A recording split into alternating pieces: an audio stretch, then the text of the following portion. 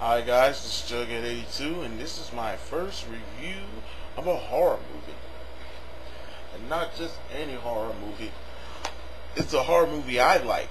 And I like it because it was the first release for the WWE. But many people didn't give this film a chance to truly succeed. But I really do feel it's a great horror movie. The name of the movie is See No Evil,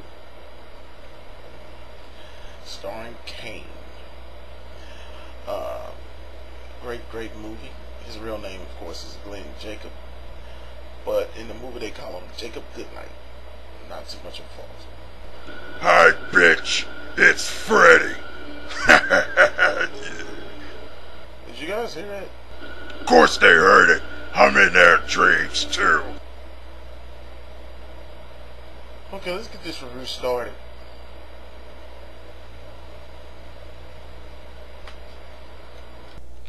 Alright guys, this is Jughead82 with my review of See No Evil. Of course, this film was released by Lionsgate Films. Great company that makes a bunch of horror movies. You've probably seen a couple of other horror movies they've made. What can be said about this film? Of course, it was produced by WWE Films.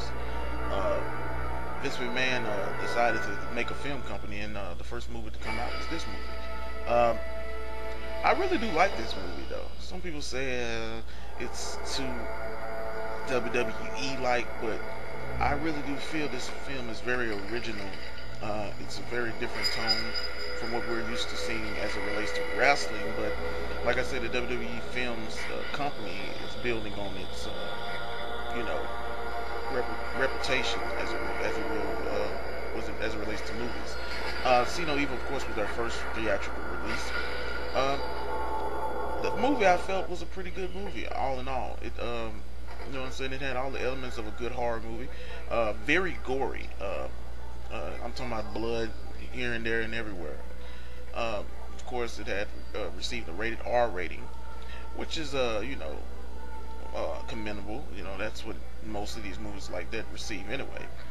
Basically, it was given an R rating before its strong gruesome violence. This movie is very gory, like I said. Language, sexual content, and some drug use, which is a far cry from what we see on WWE now as a kid-friendly program. It did, I would say, in the box office as it relates to a horror movie. It pulled in around 4.7 mil, and usually horror movies are not expected to pull in that much gross. So, but what it did for the WWE is it helped put it on the map a little bit, because although the movie was, it didn't pull in that much fair money-wise, but it was like the opening weekend, and it pulled in around an estimated $4.35 million. The film was the sixth in the box office for totals that particular week, and after 2 weeks, it made a good profit of $9 million.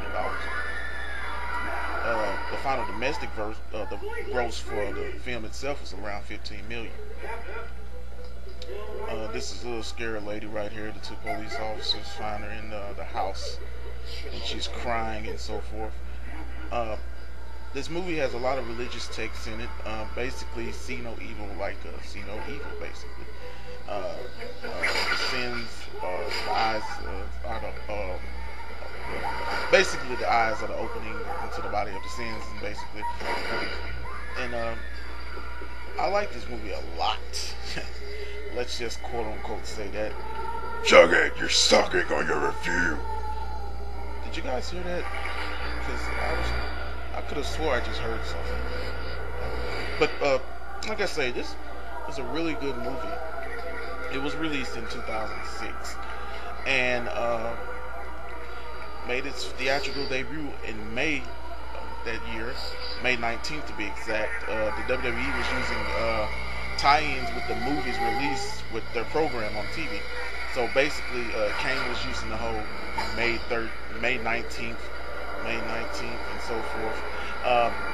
For Kane, the wrestler, to be able to actually get a chance to do the movie and so forth, he had to do a kayfabe storyline as it related to him getting his trachea messed up by this wrestler named Snitsky. This gave him an out to be able to go and do the movie. Uh, like I said, the movie is really good. Some people say that it's, you know what I'm saying, it's too generic, but there's a couple of scenes in this movie that make you jump up and, you know, just like the scene you just saw with the girl showing her eyes. That was a pretty good scene, pretty good like jump at you scene in the movie. All in all, this movie is very, very good to watch. Is there anything you have to say, Mr. Jughead 82? Or should I help you with your nightmares tonight? Okay, now I could have swore I just heard Freddy talk about a nightmare. Did you guys hear that? Please comment if you did, because I'm confused right now. This movie, of course, it stars Glenn Jacob, and if you don't know Kane's real name, that's his real name. The funny thing about it, the name of the character that he plays is called Jacob Goodnight, so not a real far cry from this movie. Also, the movie went through a couple of title changes. The original title for the movie was called I Scream Man, which is E-Y-E for I Scream Man. But was later changed to The Good Night Man, and then was changed to Good Night, and finally they settled on See No Evil.